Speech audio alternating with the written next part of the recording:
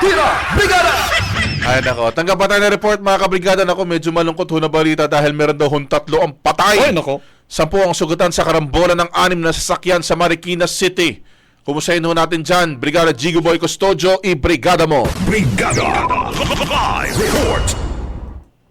Hindi magandang balita dahil nga 3 ang kumpirmadong patay habang hindi bababa sa 10 ang sugatan sa karambola ng 6 na sasakyan sa Barangay Fortune, Marikina City. Isang trailer truck, 2 pampasaherong jeep, 2 kotse at isang SUV ang sangkot sa nangyaring karambola. Sa inisyal na investigasyon, mag-aalas 10 kagabi binabaybay ng trailer truck ang Fortune Avenue at papunta sana sa isang pabrika pero pagsapit sa paahong bahagi ng kalsada, hindi nito kinaya ang bigat kaya umatras ito at nauwi sa malagim na aksidente. Nasawi ang isang driver ng pampasaherong jeep at 2 sakay ng kotse na nadaganan ng trailer truck.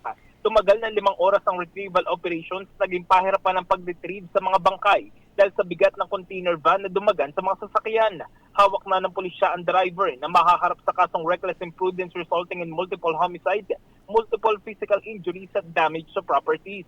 Sa ngayon ay patuloy ang clearing operation sa lugar at naialis na ang mga sasakyang nasangkot sa insidente. Samantala, sa panayam natin sa driver ng truck ay labis ang kanyang pagsisisi. Hindi naman daw niya ginusto ang nangyari at aksidente lamang ito. Handa naman siyang harapin ang mga kasong isasampa laban sa kanya. Brigada Gab and Brigada As. Okay, salamat Jigo. Maraming salamat. Live mula dito sa Marikina in the heart of changing lives. Ako, si Brigada Jigo Custodio ng 105.1 Brigada News of Manila. The Music News Authority. Tira! Brigada! Ang bahaging ito ay hatid sa atin ng Yummy-Vit ES3 Syrup. Simulang tuparin ang pangarap ng iyong anak. And starting now,